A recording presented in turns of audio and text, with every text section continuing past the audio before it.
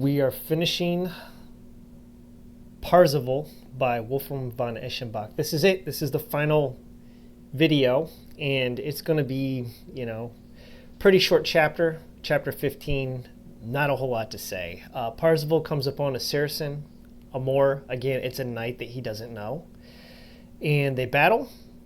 Parzival's sword breaks, and this Moorish knight asks him to, cease fighting. He asks him, what's his lineage? What's his name? Lo and behold, it turns out that they're brothers. The knight that Parzival's fighting is Feirefiz, who we met way, way back at the very beginning in chapters 1 and 2 when he was born. And so there is something weird in here. Feirefiz is, a Saracen essentially, but for some reason he pays homage to the gods Jupiter and Juno. So I'm not sure if Wolfram von Eschenbach didn't understand Islam. He just kind of equates Islam to polytheism. It's bizarre. I don't quite get it. But multiple times here, Feirefiz talks of Jupiter over and over again. Zeus, as if he's his god. The brothers, they cease fighting. They are reunited. They're so happy. They're overjoyed. They ride to Arthur's camp, where they are greeted by Gawain. Gawain knows that they're coming because of the magic pillar that's in the Chastel Marvel, this castle of this sorcerer that Gawain has come into the possession of because of his trial on the bed of marvels here. So he greets them, and then they have a great feast. Then Arthur arrives, and the adventures of Feirefiz and Parzival are both told in great detail. Kundry shows up. Of course, Kundry was the wild woman with the tusk and the crazy hair that cursed Parzival many, many books back. And here she is, and she informs Parzival that he is to become Lord of the Grail, that he is to ask Anfortas the question that will heal him. Feirefiz and Parzival and Kundry then depart from Arthur's court, and they go off to the Grail castle together. There is a line at the end that says that no man might win the Grail by battle except he who is summoned by God. There is something strange here, and it has to do with fate versus free will, or chance, or whatever you want to say. There's kind of a debate between predestination and what's the opposite of predestination? Choosing your own destiny, So one of the things Kundry says when she shows up is she talks about the 7 stars, and then she names them in the heathen tongue. And they're actually the names of planets, but she gives them in they're the tongue of, I guess, Arabic. I don't know, because they're Zval, Amustri, Almoret, Samsi. Let me see the note in the back of this book, because this is a weird thing going on. Okay, so the note in the back says that these are the names of the planets, and they're thought to derive from a Latin translation of the Arabic. It says such translations were common in the 12th century. So Zval comes from Zual, which means Saturn. Al-Mustari is Jupiter. Almeric is Mars. What is this? Samsi? Asams? I don't know, man. The Sun. Az-Zora is Venus, and Al-Khatib is Mercury. Al-Qamar is the moon. So she names these off. So this is where this is weird, because it seems to be this contrast between free will or destiny, fate and choice. There is this, because if you think back to book number 9, Anfortas' brother, when he talked to Parzival and told him about the Grail and how it's attained, Trevisan was his name. And that's what's spoken at the end of this chapter again, is where it says, Parzival, Trevisan had pronounced previously that no one might ever win the Grail by battle except he who is summoned there by God. Those tidings spread over all lands that no battle could procure it. Many people then abandoned their plans to procure the Grail, which is why it's still hidden. So there's going to be some contrast to this in book number 16. So again, Parzival, Feirefiz, Kundry right off to Montsalvache, and that's where it opens up in book number 16. Anfortas, the Grail King, he is lying in kind of limbo between life and death. It says, Anfortas and his people were still suffering sorrow's throes. It was their loyalty that left him in this extremity. Often he sought death from them.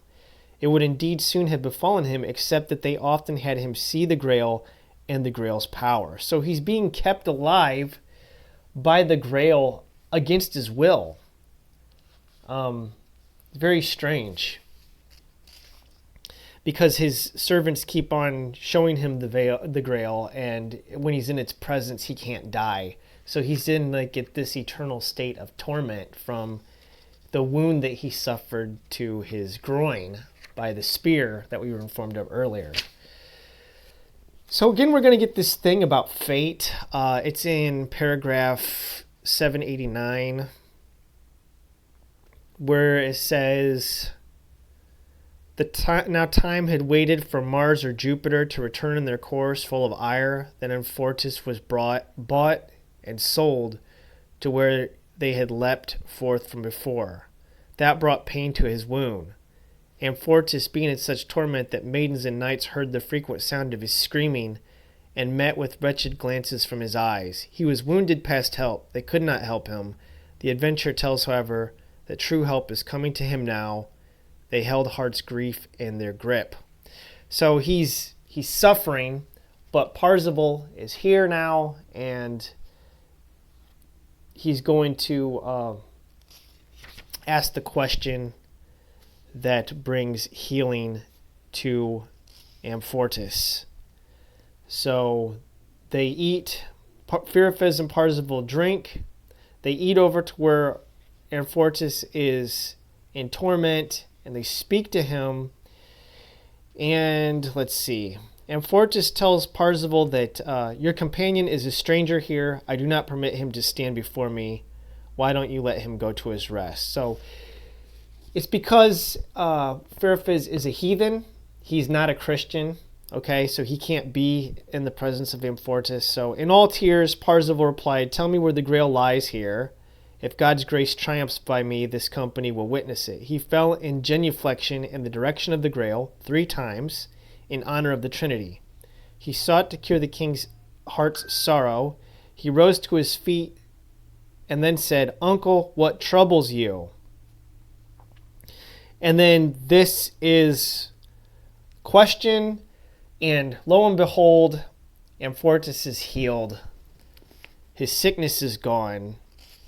It says, Anfortas carried forth from his sickness. God still has great skills at his command. And then Parzival is going to become the Grail King and Lord. But this is where we get this weird thing where Trevisan shows up and speaks to Parzival. And he says, greater miracle has seldom happened since your defiance has caused God's endless Trinity to be acquiescent to your will. So you're like, what? Because Trevisan originally told Parzival that no man can obtain the Grail by battle except he who is summoned by God. And now he's telling him here that he is what? The Trinity has been acquiescent to Parzival's will, and then he says, I lied to you about the Grail, a stratagem to deter you about how things stand regarding it. Grant me atonement for that sin. I must now be obedient to you, sister, son, and lord of mine.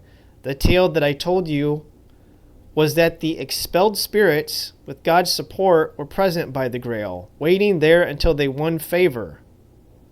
So originally in Book 9, he told Parzival that the Grail was attended by the neutral angels that took no side in the battle between Lucifer and the Lord when Satan rebelled, that these neutral angels watched it. But now he says, whoever wishes for any reward from him, meaning God, must renounce the same. For all eternity they are doomed. That doom they have chosen for themselves.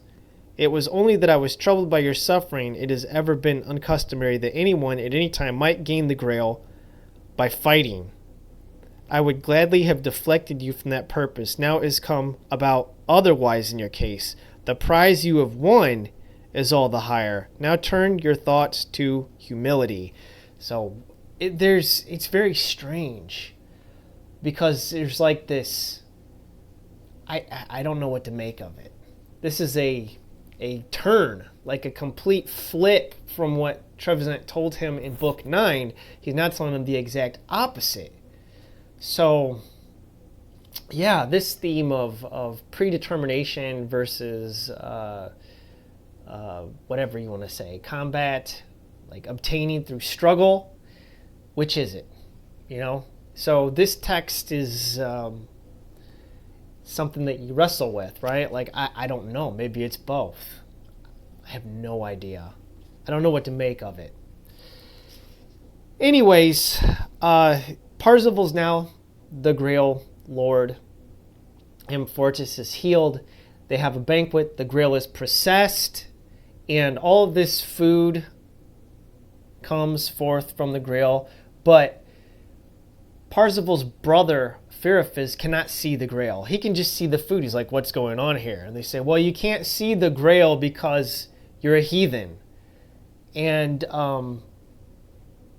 anyways, the lady that is leading the Grail procession, Feirefiz he's in love with her or desires her, and her name is Rapance de Choy. So Feirefiz falls in love with her. It's kind of like love at first sight. So he seeks baptism for the love of this lady. He becomes a Christian so that he can marry her. Conda Wimmer's Parzival's wife, who he hasn't seen in 5 years, they're reunited, and Parzival sees their twin sons, Cardiaz and Lahernagrin. Whew, these names, man. He meets them, and then Feirefiz is, I think he's denied marriage to Rapance de Choy. Anfortas denies it. He won't let him take her from the castle. But anyways, Feirefiz is now renounced fighting for women, and he now fights in service of the Grail as a Grail Knight. And there's a glance of the future deeds of the son of Parzival, his son Lahernagrin, and pretty much the narrative comes to an end. So I really enjoyed reading this text. It has a lot of depth to it, and I'm not a scholar on Arthurian literature, so I probably have learned almost nothing from this, but I read it.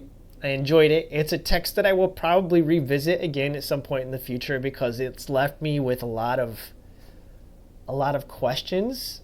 Like, what exactly is Wolfram von Eschenbach saying? There's a lot of weird things in here. Like, why is Feirefiz worshiping Jupiter when he's a Saracen? Like, I don't understand. It just leaves me with a lot of unresolved questions. And then the whole nature of, do the stars determine our fate, the planets? Or do we make our own fate? Is it really, John Connor, the message that he sends to himself? There's no fate but what we make for ourselves? Or is it Terminator 3 where Judgment Day is inevitable? Which I don't like Terminator 3, it's terrible. T1 and T2 are the best. But these are questions that people have struggled with for, centuries.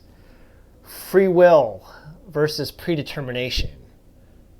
It's a theme that pops up again and again and again, and it's in a central theme of Wolfram von Eschenbach's text. So I hope you got something out of this. The whole 3 people that are watching this really wish that I was more educated and could give you a better explanation of this stuff, but I'm a simple man. What can I say? To quote Maximus from Gladiator, "Are you not entertained?" I mean, I'm a guy that watches professional wrestling, for crying out loud, in Godzilla movies. So maybe I'm not the most brilliant person or the most intellectual person. So when it comes to Arthurian literature, yeah. But anyways, I would highly recommend reading this. I think that this has got a lot of interesting depth to it. And there's a lot here. There's a lot of meat on the bone is what I'm saying. Although I don't know how this lines up at all in any way, shape, or form with Parzival. Parzival by Richard Wagner. The musical drama. It really doesn't follow the narrative structure of this book at all. And there's a lot about the Spear of Destiny in Wagner, and I was kind of shocked that the Spear of Destiny was never named. I mean, the Spear of Longinus never appears in the entirety of this text by name. So I found that kind of bizarre. Seeing as the Spear of Destiny is such a big thing in Richard Wagner's opera, right? Which was supposed to be based on this particular text. So he took things from it, but then he really played with it and made it his own, which I can't fault him for. I mean, everybody in Arthurian literature, in Arthurian legend, takes these things and they move them around and play with them. So, yeah, there you go. But, all right, I'm going to end it there. This concludes Parzival. So, thanks for watching. The 2 of you that have stuck with it this long, I hope you got something out of it. Happy New Year.